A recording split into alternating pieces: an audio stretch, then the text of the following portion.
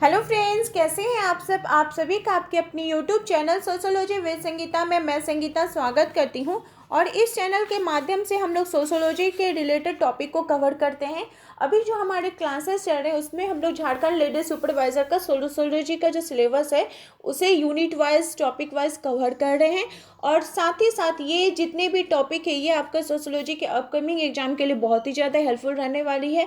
Evening के class में जहाँ थ्योरी से रिलेटेड टॉपिक दिया जाता है वहीं मॉर्निंग के क्लास में हम लोग एमसीक्यू को देखते हैं, कुछ प्रीवियस ईयर के क्वेश्चंस को देखते हैं, कुछ जो टॉपिक है उसके बेस्ड क्वेश्चंस को देखते हैं। तो अभी जो हमारा एमसीक्यू का सीरीज चल रहा है उसमें मिसलेनियस क्वेश्चंस को देख रहे हैं। इससे क्या होगा कि हमें एक जानकारी मिलेगी कि सोशोलॉजी में किस प्रकार के क्वेश्चन पूछे जाते हैं। ये सिर्फ आपका झारखंड लेडी सुपरवाइजर का एग्जाम के लिए हेल्पफुल नहीं होने वाला है, बल्कि आपका सोशोलॉजी का कोई भी अपकमिंग एग्जाम हो, चाहे वो बिहार का +2 लेवल का ही क्यों ना एग्जाम हो, उसमें भी आपको ये बहुत ही ज़्यादा हेल्पफुल होने वाली है। और साथ ही साथ मैं यहाँ पे आज आप लोगों से 2 बात शेयर करने के लिए आई हूँ और आप लोगों का राय लेने के लिए आई हूँ कि क्या ऐसा करना चाहिए। पहली बात ये हुई कि कल के संडे के क्लास में क्या सोशोलॉजी की एक मैराथन क्लास की जाए जिसमें हम लोग सिर्फ एमसीक्यू को देखेंगे और वो 1 घंटे की क्लास होगी।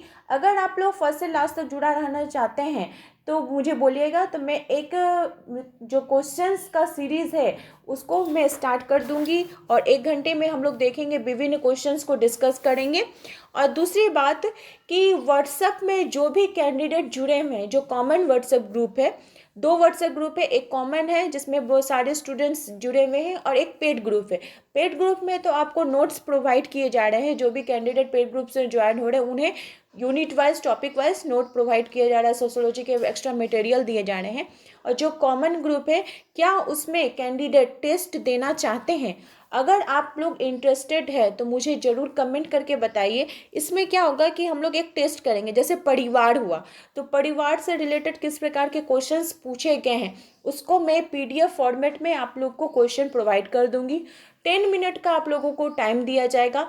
10 मिनट के बाद मैं आंसर को दे दूंगी।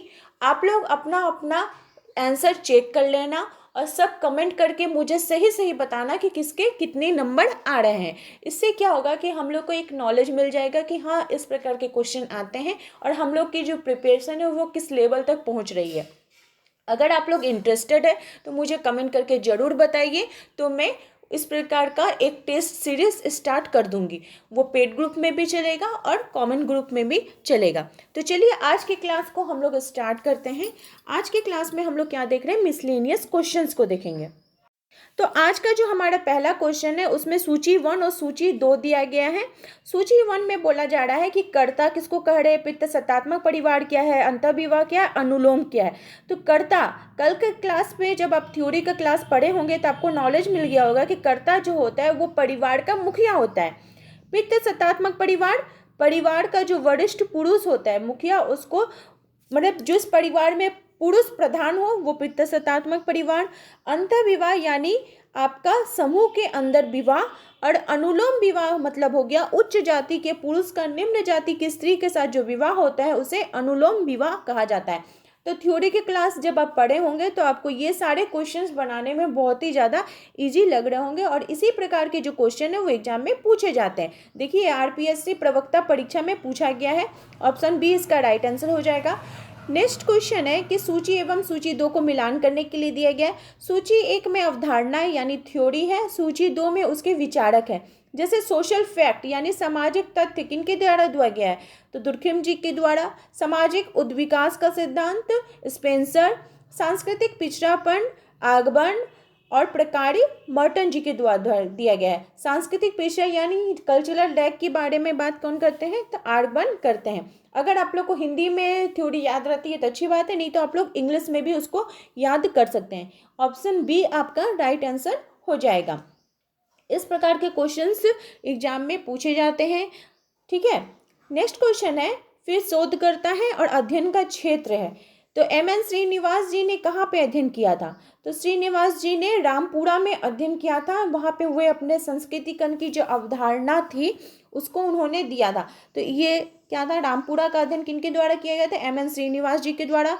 योगेंद्र सिंह चानू खेड़ा, एस.सी. दुबे समीर पेट और मैकिम मेरियट रामपुरा।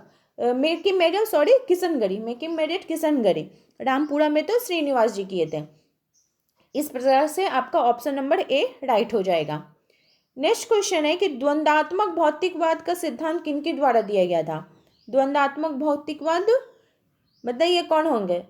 द्वंद्वात्मक भौतिकवाद के बारे में बात किनके द्वारा की जाती है? कितना इजी क्वेश्चन है, जब आप पढ़िएगा तो आपको पता चलेगा। कार्ल मार्क्स, आदर्श प्रारूप मैक्स वेबर, सामाजिक तथ्य दुर्खीम और सामाजिक डार्विनवाद का सिद्धांत स्पेंसर जी के द्वारा दिया गया है। तो इस प्रकार से इनकी थ्योरी और इनकी थ्योरी से रिलेटेड जो सोशोलॉजिस्ट हैं उनके हम लोग को याद करना होता है, और अगर आप याद कीजिएगा तो आपको ये ऑप्शन नंबर बी राइट हो जा रहा है। नेक्स्ट क्वेश्चन है अवधारणाएं हैं उसके प्रणेता हैं। जैसे विलासी वर्ग का किनके द्वारा दिया गया था? विलासी वर्ग, अभी प्रत्याशित समाजीकरण, पवित्र और अपवित्र, तो द्वंद्वात्मक भौतिकवाद। तो जो पहले आप जानते हैं उसको टिक कर लीजिए। जैसे द्वंद्वात्मक सुमेलन नहीं है, यहाँ पे पूछा जा रहा है कि सुमेलन नहीं है, तो विलासी वर्ग जो है वो क्या बोला जा रहा है, किनके द्वारा दिया गया है? तो वेबलन जी के द्वारा। अभी प्रत्याशित समाजीकरण मॉर्टन जी के द्वारा दिया गया है। पवित्र और अपवित्र के बारे में बात किनके द्वारा की गई है? तो दुर्खिम जी के द्वारा, ठीक है। और द्वंद्वात्मक भौतिकवाद के बारे में बात कौन करते हैं? तो कार्ल मार्क्स। तो ये जो पवित्र और अपवित्र ये सुमेलन नहीं है, ये चीज को थोड़ा क्वेश्चंस को आप लोग ध्यान में रखिएगा। फिर बोल रहा है सही मिलान को इंगित करें। सामूहिक प्रतिनिधानों का विज्ञान, देख रहे हैं एक एक क्वेश्चन से चार चार क्वेश्चन निकल रहा है और सारा ही कितना इंपॉर्टेंट है। सामूहिक प्रतिनिधानों का विज्ञान दुर्खिम, आत्मदर्शन का सिद्धांत चार्ल्स कुरे, सामान्यकृत अन्य मिड ईड ईगो और सुपर ईगो फ्राइड महोदय। ये सारे थ्योरी हैं, इनसे थ्योरी से रिलेटेड कौन हो जाएंगे? सोशोलॉजिस्ट हो जाएंगे, जो कि आपके एग्जाम में पूछे जाते हैं और इन्हीं से रिलेटेड सोशोलॉजी इर्द गिर्द इनके घूमती रहती है। नेक्स्ट क्वेश्चन है कि युग में सही नहीं है। यहाँ पे चार ऑप्शन दिए गए हैं। जैसे आपका सावयवी एकता इमानुएल दुर्खैम जी, प्रतिमान परिवर्त्य टी पार्सन्स, आत्मदर्पण दर्शन चार्ल्स हटन कुले और व्यक्तिवाद प्रकारवाद के अवधारणा जो वे आर के मर्टन जी के द्वारा नहीं बल्कि मेलिनोवस्की जी के द्वारा दी गई थी। और आर के मर्टन ने प्रकारवाद से संबंधित है। आर के मर्टन किससे संबंधित है? प्रकारवाद से, व्यक्तिवादी प्रकारवाद से नहीं। नेक्स्ट क्वेश्चन है कि आत्मदर्पण का सिद्धांत किनके द्वारा दिया गया है? ठीक है, बताइए। तो यहाँ पे हम लोग प्रीवियस में भी हम लोगों ने देखा था कुले, मैं एवं मुझे का सिद्धांत, ये किनके द्वारा? मिड ईद ईगो और सुपर ईगो किनके द्वारा दिया गया है? फ्राइड जी के द्वारा। अभौतिक संस्कृति किनके द्वारा दिया गया है? तो आर्कबन जी के द्वारा दिया गया है। तो इस पर आपको मिलान करने को दिया रहेगा, और जो बिहार का एग्जाम होगा उसमें 5 ऑप्शन दिए रहेंगे, तो 5 ऑप्शन में आपको दिक्कत आ सकती है 5th वाले ऑप्शन में। नेक्स्ट क्वेश्चन है कि सूची 1 एवं सूची 2 का मिलान कीजिए, नीचे दिए गए कोड के अनुसार सही उत्तर का चयन कीजिए। सूची 1 में है कि ईड ईगो एवं सुपर ईगो जो है ये सिगमंड फ्राइड, सामूहिक चेतना इमानुएल दुर्खीम, आत्मदर्शन का सिद्धांत चार्ल्स कुले, मैं तुझे और महत्वपूर्ण तथ्य G.H. मीड, मैं तुझे और महत्वपूर्ण तथ्य किनके द्वारा दिया गया है? तो G.H. मीड जी के द्वारा दिया गया है। नेक्स्ट क्वेश्चन है कि संकल्पना एवं समाजशास्त्री, वर्ग संघर्ष का सिद्धांत किनके द्वारा दिया गया है? वर्ग संघर्ष के बारे में जहाँ पे भी बात आती है तो उसका जो राइट आंसर है वो हो जाएगा कार्ल मार्क्स। त्रिस्तरीय सिद्धांत किनके द्वारा दिया गया है? तो अगस्त कॉम्ट जी के द्वारा। आत्मदर्पण का सिद्धांत चार्ल्स हटन कुले और संभ्रांत वर्ग का परिभ्रमण का सिद्धांत ये पेरेटो जी के द्वारा, जो चक्रीय सिद्धांत परिभ्रमण का सिद्धांत ये किनके द्वारा दिया गया है? तो पेरेटो जी के द्वारा दिया गया है। नेक्स्ट क्वेश्चन है सूची 1 एवं सूची 2 का सही मिलान करने के लिए बोला जा रहा है। सूची 1 में बोला गया है प्राथमिक समूह, सांख्यिकी समूह, संदर्भ समूह और अंतर्बही समूह। तो प्राथमिक समूह हो जाएंगे चार्ल्स हटन कुले, सांख्यिकी समूह बीड स्टेट महोदय, संदर्भ समूह आर के मर्टन और अंतर्बही समूह हो जाएंगे आपके WG समनर। ये इसका राइट आंसर हो जाएगा। प्राथमिक समूह चार्ल्स हटन कुले, इसको याद रखेगा। उस हिसाब से जो आपका option number C right answer हो जाएगा। पीजीटी 2005 और 2009 में ये क्वेश्चन पूछा गया है। फिर है जेमिन सॉफ्ट और गैसल सॉफ्ट। ये जो आज का क्लास है, आज का क्लास बहुत इंपॉर्टेंट क्लास है क्योंकि इसमें बहुत सारी थ्योरी को हम लोग लिख रहे हैं और आप लोग से मेरी रिक्वेस्ट है कि सारा थ्योरी को आप लोग जरूर एक बार नोट डाउन कर लीजिए। जेमिन सॉफ्ट और गैसल सॉफ्ट किनके द्वारा बोला गया है? तो एफ टॉनी जी के द्वारा। सांस्कृतिक विलंबना आर्गबन, आत्महत्या दुर्खिम और अभिजात वर्ग का परिभ्रमण का सिद्धांत विल्फ्रेड पेरेटो। ठीक है, अभिजात वर्ग का परिभ्रमण का सिद्धांत किनके द्वारा दिया गया है? तो विल्फ्रेड पेरेटो जी के द्वारा दिया गया है। इस हिसाब से आपका option number C right answer हो जाएगा। नेक्स्ट क्वेश्चन है कि निम्नलिखित दो सूचियों के विषयों का मिलान करें, तदनुसार नीचे दिए गए कोड से अपने उत्तर का चयन करें। सूची एक में स्थानीयकरण जो कि लघु परंपरा के अंतर्गत आएगा, सार्वभौमिकरण बृहत परंपरा, संस्कृतिकरण उच्च जाति के संस्कृति का अभिष्वीकरण और आधुनिकरण यानी आधुनिक युग को बोला जा रहा है। संस्कृतिकरण क्या है? जब हम दूसरे उच्च जाति की जो रीति रिवाज परंपरा को है जब उसको हम ग्रहण करते हैं तो वो कौन सी प्रक्रिया कहलाती है? संस्कृतिकरण की प्रक्रिया कहलाती है। ऐसा क्यों ग्रहण किया जाता है निम्न जाति के द्वारा?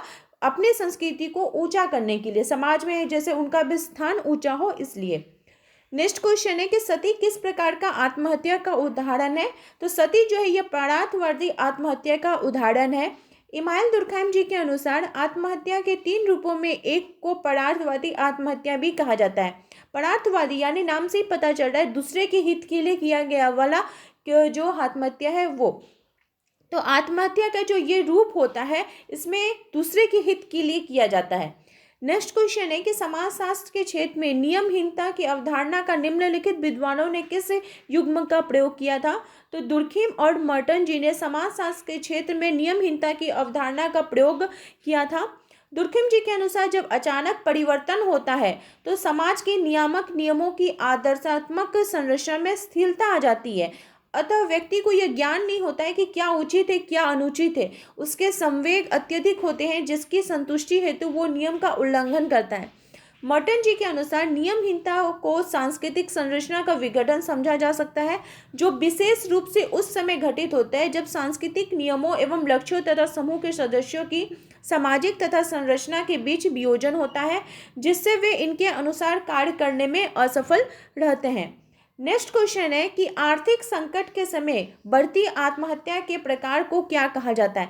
जब आर्थिक संकट होता है तो उस समय अगर आत्महत्या की स्थिति वो बढ़ जाती है तो उसको क्या बोला जाता है? उसको मानक शून्यता आत्महत्या बोला जाता है। यह नियमहीनता की स्थिति अथवा सामाजिक तथा व्यक्तिगत विघटन के कारण होता है, उसे मानक शून्यतावादी आत्महत्या कहते हैं। नियमहीनता की दशा एक ऐसी स्थिति होती है जिसमें समूह की मूल्य और व्यक्ति के लिए अर्थ या महत्व नहीं रह जाता है और ऐसी स्थिति में व्यक्ति को आत्महत्या के लिए प्रेरित करती है। इस प्रकार की जो आत्महत्या होती है वो मेनली आपको आर्थिक संकट, राजनीतिक उथल पुथल आदि में देखने को मिलती होगी। नेक्स्ट क्वेश्चन है कि यहाँ पे लेखकों और अवधारणाओं से गलत कथन का चयन करने के लिए बोला गया है। तो गलत कथन कौन सा है? ठीक है, गलत कथन कौन सा है? कार्ल मार्क्स जी ने कौन से बारे में बात की है? तो ये प्रकृति और संस्कृति के दो विपरीत ध्रुव के बारे में बात नहीं करते हैं। जहाँ पे अगस्त कॉम्ट सामाजिक स्थायित्व व सामाजिक गतिशीलता के बारे में बात करते हैं।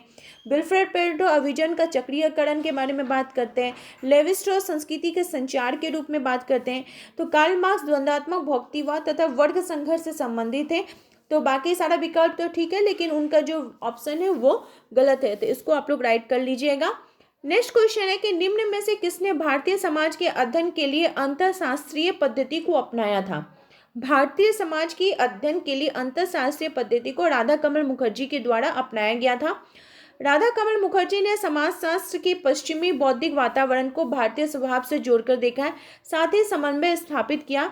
उन्होंने 3 उपागमों की प्रमुखता से लिया है। पहला हो गया सामाजिक विज्ञान के क्षेत्र में अर्थशास्त्र को विशेषीकरण समझना, नियोजन के लिए संस्थागत उपगम को प्रस्तुत करना जिससे केवल अर्थशास्त्रियों को विशिष्ट विशेषाधिकार प्राप्त हो सके, और सामाजिक वैज्ञानिकों द्वारा सामाजिक वास्तविकता को समझने के लिए एकात्मक विषय या अंतर्वैश्विक दृष्टिकोण के स्थान पर विषयक या परशास्त्रीय दृष्टिकोण का विकास करना तथा सामाजिक विज्ञानों शब्द का सामान्य रूप से स्वीकार करते हुए अर्थशास्त्र, राजनीतिशास्त्र, मनोविज्ञान, समाज आदि के विषयों को सम्मिलित करना। आई होप आप लोगों को आज का जो क्वेश्चंस का सीरीज है वो हेल्पफुल लगा होगा, और मैंने जो आप लोगों को बताया वीडियो के शुरू में उसको ज़रूर आप लोग कमेंट करके बताइए। ठीक है, मेरे चैनल के साथ बने रहने के लिए आप सभी का थैंक यू।